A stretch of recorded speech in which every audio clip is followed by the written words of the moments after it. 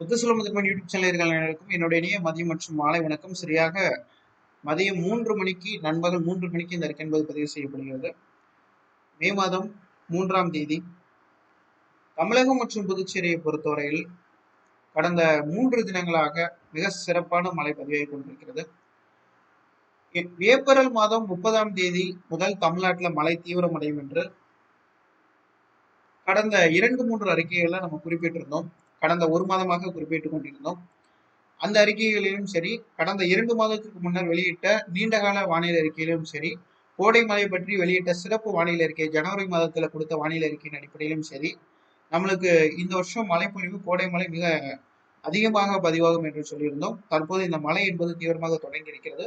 அதே அறிக்கையில் இந்த வருஷம் நம்மளுக்கு மே மாதத்தில் ஒரு நிகழ்வு தமிழகம் ஊடாக ஒரு காற்று சுழற்சியாக பயணிக்க போகிறது. குமரிக்கடல் பகுதியில் மே மாதத்தில் ஒரு சுழற்சி உருவாகும். ஏப்ரல் 30ஆம் தேதியிலிருந்து அந்த சுழற்சியுடைய தாக்கம் என்பது தொடங்கும் என்று சொல்லியிருந்தோம். அதன் அடிப்படையில் எதிர்பார்த்தது போலவே நம்மளுக்கு காற்று சுழற்சி உருவாகிவிட்டது.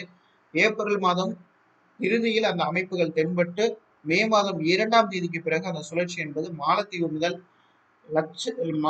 முதல் பெரிய அளவுக்கு அந்த அரபிக்கடல் பகுதிகளிலும் இந்திய பெருங்கடல் பகுதிகளிலும் சோமாலியா பகுதிகள் வரையிலும் நீண்டு காணப்பட்டது.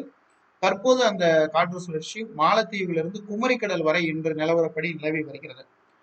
இனி வரக்கூடிய நாட்களில் இந்த காற்று சுழற்சி மே 5ஆம் தேதிக்கு பிறகு அல்லது மே 6ஆம் தேதிக்கு பிறகு தீவிரமடைந்து ஒரு தீவிரமான சுழற்சியாக வலுவடையக்கூடும் என எதிர்பார்க்கப்படுகிறது குமரிக்கடலில். அதாவது குறிப்பிட்டு சொல்லணும்னா அடுத்து வரும் 48 மணி நேரத்தில் குமரிக்கடல் மற்றும் இலங்கை அருகே ஒரு புதிய காற்று சுழற்சி உருவாகும்.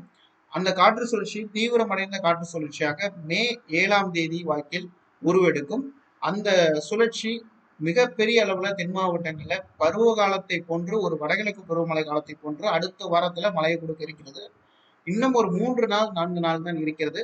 இந்த 3 நாள் 4 நாளும் மதிய மாலை வந்து விட்டாலே இடியுடன் கூடிய மழை பதிவாகும்.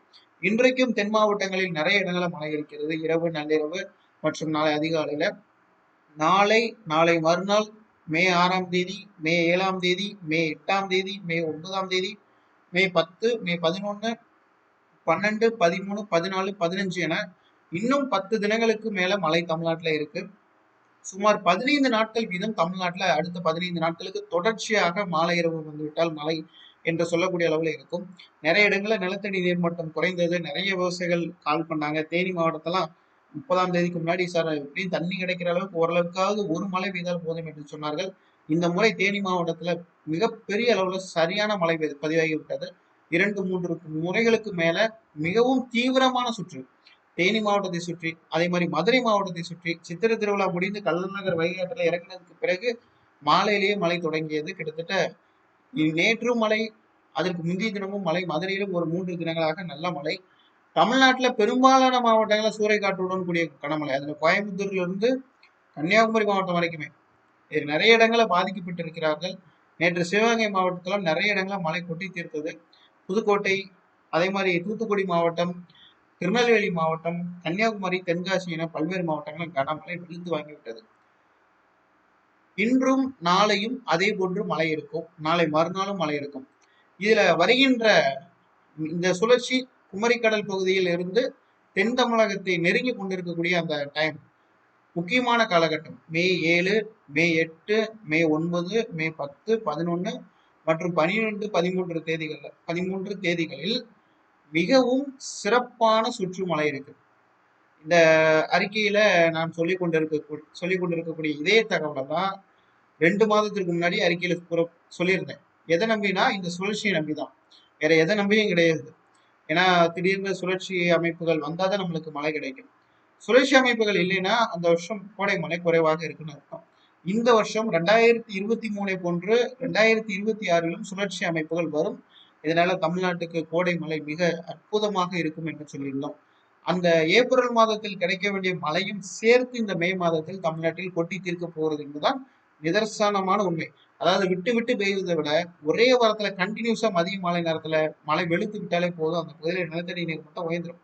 நிறைய ராமநாதபுரம் மாவட்டங்கள்ல நிறைய இடங்கள்ல பண்ணை குட்டைகள் ரெடி பண்ணி வச்சுட்டாங்க. நிறைய இடங்கள்ல வீடு கட்டும் போது 25,000 லிட்டர் 30,000 லிட்டர் தண்ணி மழைநீரை சேகரிச்சு வச்சுட்டீங்கன்னா நெக்ஸ்ட் வரக்கூடிய ஜூன், ஜூலை மற்றும் செப்டம்பர் அக்டோபர் மாதங்கள்ல நம்மளுக்கு அந்த வெப்பநிலை அதிகமாக இருக்கும். எல்னினோ ஆண்டுகள்ல வெப்பநிலை அதிகமாக இருக்கும்.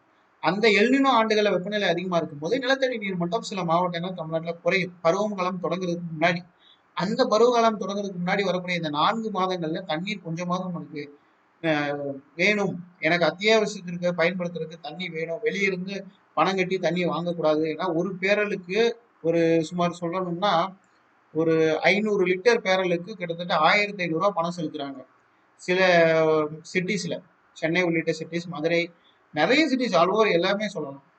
அப்படிப்பட்ட சூழ்நிலையெல்லாம் வேண்டாம்னா வீடு கட்டும் போதே 25,000 லிட்டர் 30,000 லிட்டர் மழைநீர் சேகரிக்கும் வகையில நீங்க திட்டமிட்டு பணிகளை மேற்கொள்வது நல்லது. அது உங்களுக்கு வரக்கூடிய சம்மரை தாண்டி நம்மளுக்கு வரக்கூடிய இந்த தென்மேற்கு பருவமழை காலத்துல வறண்ட காலகட்டம் நம்மளுக்கு. அந்த தென்மேற்கு பருவமழை காலகட்டம் என்பது கேரளாவுக்கு மற்றும் மேற்கு தொடர்ச்சி மலை மாவட்டங்களுக்கு அதிகமான மழையை கொடுக்கும்.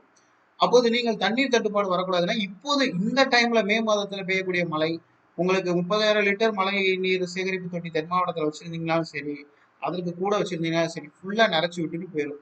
ஃபுல்லா நிரம்பிடும். மழைநீர் சேகரிப்பு தொட்டி நிரம்பிடும். நீங்க அடுத்த ஒரு 4 மாதங்களுக்கு யூஸ் பண்ணிக்கலாம். அதே மாதிரி விவசாயிகள் ஏதாவது பண்ணை குட்டைகளை வச்சிருந்தீங்கன்னா நீங்களும் தண்ணீரை சேகரிச்சு வச்சுக்கோங்க. அப்பப்போ தேவைப்படும் போது நீங்க யூஸ் பண்ணிக்கலாம்.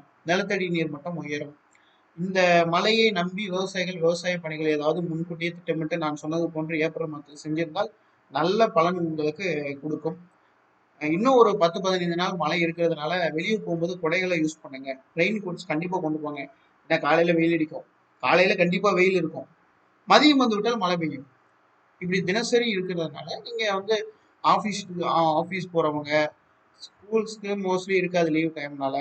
ஏதாவது முக்கியமான டைம்ல நீங்க வெளியே போற மாதிரி இருக்கு, இல்ல ஏதாவது ஒரு பிளான் பண்ணிருக்கீங்க, ஈவெண்ட்டுக்கு பிளான் பண்ணிருக்கீங்கன்னா திட்டமிட்டு பண்ணுங்க. ஏன்னா அடுத்த 2 வாரத்துக்கு கொஞ்சம் மழை அதிகமா தான் இருக்கு. உண்மையை சொல்லணும்னா நிறைய இடங்கள்ல தமிழ்நாட்டுல மழை பாதிப்புகள் கொஞ்சம் அதிகமாகவே இருக்கு. சில தென் மாவட்டங்களிலுமே என்னை பொறுத்த வரைக்கும் நீர்நிலைகள்லாம் ஒரு 30% அளவுக்கு தண்ணீர் கிடைக்கும்.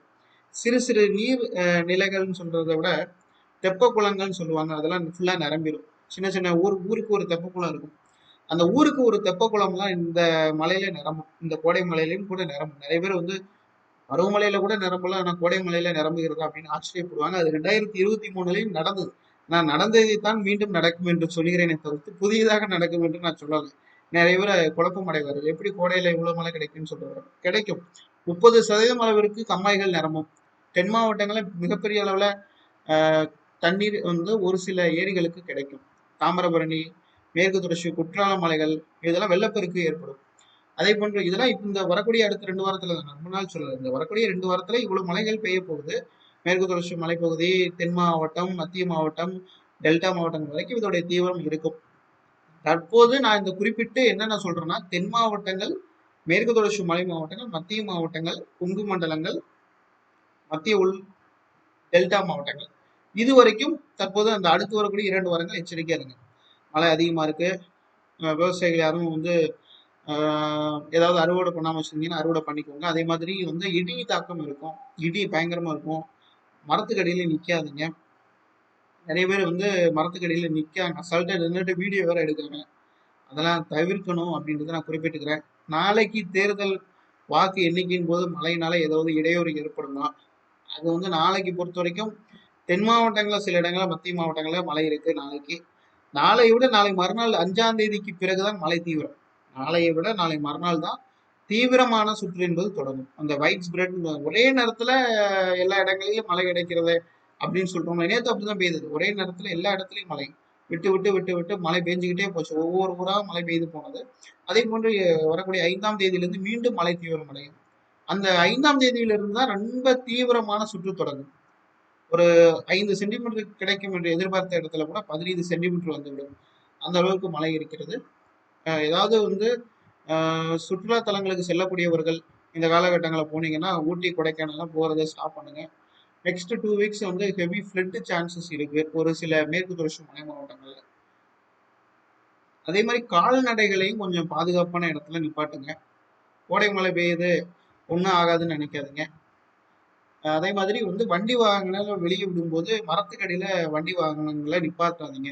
ஏன்னா வந்து இடிதாக்கம் இருக்கிறதுனால வண்டி வாகனங்கள் சேதமடையலாம். வண்டி வாகனங்கள் இயக்கும் போதும் மழை பெய்யும் போது இயக்க வேண்டாம். ரெண்டு வாரத்துக்கு மழை இருக்கு. அதனால சம்மர்ல நிறைய பேர் வந்து இந்த கார் பயிற்சிகள், அதே மாதிரி வாகன பயிற்சிகள்லாம் ஈடுபடுவாங்க. சம்மர்ல தான் லீவ் கிடைக்கும். அப்படி லைசன்ஸ்க்காக அந்த பயிற்சி 1 மாசம் 2 மாசம் காசு கட்டி நீங்க சேர்ந்திருப்பீங்க. ஸோ அந்த டைமிங்ல நீங்க சேஃபா பண்ணுங்க. ஏன்னா நீங்க கார் பழகும் போது மழை பெய்யும் போது சில இடங்கள் ஆக்சிடென்ட் ஆகுது. ஸோ அந்த மாதிரி விபத்துகளை தவிர்க்கணும். 2வது வந்து பாத்தீங்கன்னா, நிறைய இடங்கள்ல கடந்த வாரங்கள்ல வந்து எனக்கு தெரிஞ்சபடி இந்த கடந்த 4 தினங்கள்ல மட்டுமே நிறைய இடங்கள்ல காற்றினால நிறைய வாழை மரங்கள், தென்னை மரங்கள் சாய்ந்திருக்கிறது.